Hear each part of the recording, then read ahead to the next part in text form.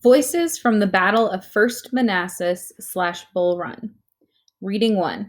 The Last Letter of Major Sullivan Ballou. Major Sullivan Ballou was a 32-year-old lawyer from Providence, Rhode Island, who volunteered with the 2nd Rhode Island Infantry. This prophetic letter was written to his wife Sarah a week before he was mortally wounded in the First Battle of Manassas. This letter is quoted from Henry S. Barage's 1868 volume, Brown University in the Civil War, a memorial, courtesy of the Rhode Island Historical Society. Headquarters, Camp Clark, Washington, D.C., July 14, 1861. My very dear wife, indications are very strong that we shall move in a few days, perhaps tomorrow. Lest I should not be able to write you again, I feel impelled to write a few lines that may fall under your eye when I shall be no more. Our movement may be one of a few days' duration and full of pleasure, and it may be one of severe conflict and death to me. Not my will, but thine, O God, be done. If it is necessary that I should fall on the battlefield for my country, I am ready. I have no misgivings about or lack of confidence in the cause in which I am engaged, and my courage does not halt or falter. I know how strongly American civilization now leans upon the triumph of government, and how great a debt we owe to those who went before us through the blood and suffering of the Revolution, and I am willing, perfectly willing, to lay down all my joys in this life to help maintain this government and to pay that debt. But my dear wife, when I know that with my own joys I lay down nearly all of yours and replace them in this life with care and sorrows, when, after having eaten for long years the bitter fruit of orphanage myself, I must offer it as their only sustenance to my dear little children, is it weak or dishonorable, while the banner of my purpose floats calmly and proudly in the breeze, that my unbounded love for you, my darling wife and children, should struggle in fierce, though useless, contest with my love of country? I cannot describe to you my feelings on this calm summer night, when 2,000 men are sleeping around me, many of them enjoying the last, perhaps, before that of death, and I, suspicious that death is creeping behind me with his fatal dart, am communing with God, my country, and thee. I have sought most closely and diligently, and often in my breast, for a wrong motive in this hazarding the happiness of those I loved, and could not find one. A pure love of my country, and of the principles I have often advocated before the people, and the name of honor that I love more than I fear death, have called upon me, and I have obeyed.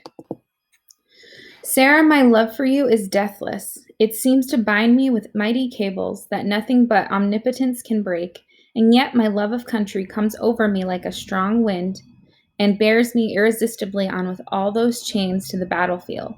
The memories of all the blissful moments I have spent with you come crowding over me, and I feel most deeply grateful to God and you that I have enjoyed them so long, and how hard it is for me to give them up, burn to ashes the hopes of future years, when, God willing, we might still have lived and loved together and seen our boys grow up to honorable manhood around us. I know I have but few claims upon divine providence, but something whispers to me, perhaps it is the wafted prayer of my little Edgar, and I shall return to my loved ones unharmed. If I do not, my dear Sarah, never forget how much I love you, nor that, when my last breath escapes me on the battlefield, it will whisper your name. Forgive my many faults and the many pains I have caused you. How thoughtless, how foolish I have oftentimes been. How gladly would I wash out with my tears every little spot upon your happiness, and struggle with all the misfortune of this world to shield you and my children from harm. But I cannot. I must watch you from the spirit land and hover near you, while you buffet the storms with your precious little freight, and wait with sad patience till we meet to part no more. But oh, Sarah, if the dead can come back to this earth and flit unseen around those they loved, I shall always be near you, in the garish day and the darkest night amidst your happiest scenes and gloomiest hours. Always, always, and if the soft breeze fans your cheek, it shall be my breath, or the cool air cools your throbbing temples, it shall be my spirit passing by. Sarah, do not mourn me, dear. Think I am gone, and wait for me, for we shall meet again. As for my little boys, they will grow as I have done and never know a father's love and care. Little Willie is too young to remember me long, and my blue eyed Edgar will keep my frolics with him among the dimmest memories of his childhood. Sarah, I have unlimited confidence in your maternal care and your development of their characters. Tell my two mothers I call God's blessing upon them. Oh, Sarah, I wait for you there. Come to me and lead thither my children. Sullivan. Reading one questions. Men volunteered to fight in the Civil War for a variety of reasons. Why do you think Sullivan Ballou was serving in the Union Army? The majority of Union troops who fought in the First Battle of Manassas had enlisted for only a short time and were able to leave the army and return to their families after the battle was over. If you were in that situation, would you go home or re-enlist? Why?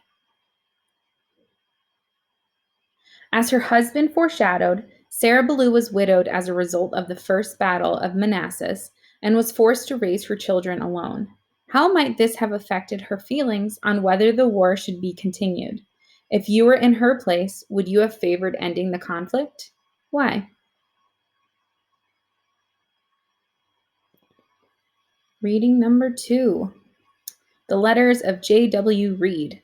Private J.W. Reed of the 4th South Carolina Infantry wrote several letters to his family between July 23rd and July 30th, 1861, from the vicinity of the First Manassas battlefield.